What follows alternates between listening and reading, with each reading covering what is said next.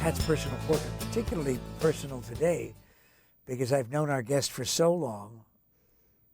I was trying to think of the number of years, as a matter of fact, the other day, Ken Colburn, almost from the beginning of Data Doctors. Yeah, I think it was just after electricity that we met. And there was a small handle on the side yes. of the generator. Technology, of course, has come some distance in the period of time that you and I have known one another, and you are the biggest authority that I have in my immediate sphere in the world of technology. Should we be afraid of what's going on in Washington and various areas that Washington is involved with, listening to our phone calls and checking out our messages? Well, fear generally comes from a lack of information, and I think that's the biggest problem we have in this country right now. There's tons of people using technology, don't know the first thing about it, don't care to learn. Some of them in Congress.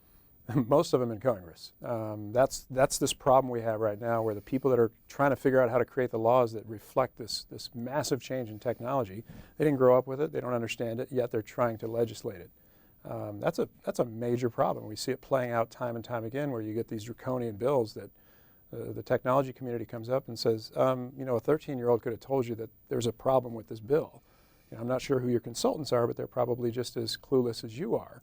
When you're creating these bills, there's a problem with technology, and there's an unintended consequence that occurs time and time again with technology. I mean, the guys that created Twitter did not say, "Hey, let's see if we can, you know, reshuffle the deck in the Arab world." You know, I mean, they didn't have this democracy tool in mind. They were just tired of writing full blogs. They were being lazy, and then look at the outcome of that. Twitter is one of the most powerful communication devices we have today. But the government isn't trusted here, not just this administration, but it's just a kind of, I think, a part of Americana. I don't know that necessarily the general populace trusts any government, but when I know that it takes a court order to wiretap, I'm thinking, well, just a second, what is the difference then between wiretapping a possible organized crime conspiracy and what's going on now? So what's going on now is not anything close to wiretapping. They're not actually listening to any phone calls.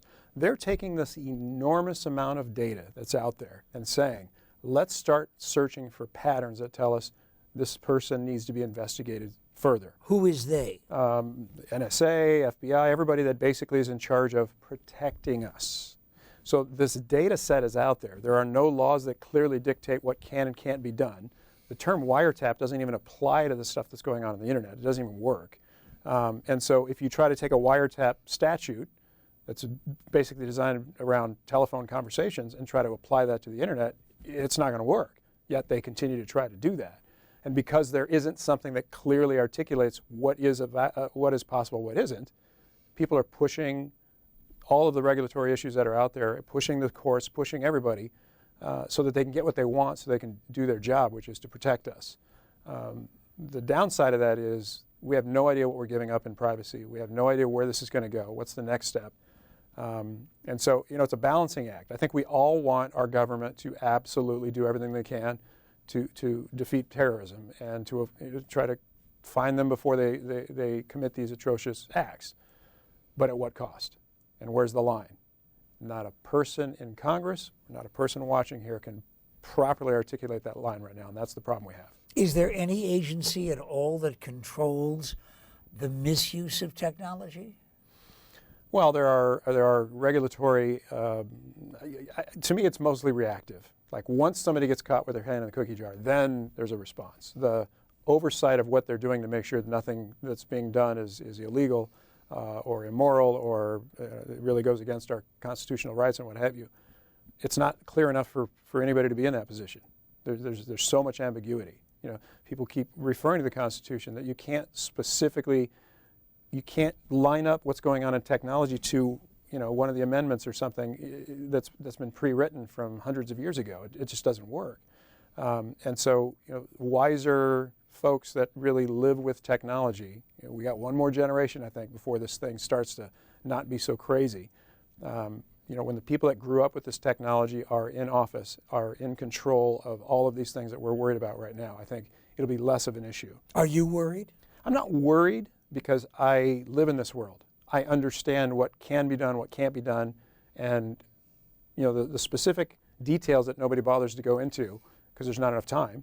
When you hear these media reports, I'm able to go and actually educate myself on and learn that whether I'm comfortable or not comfortable with something.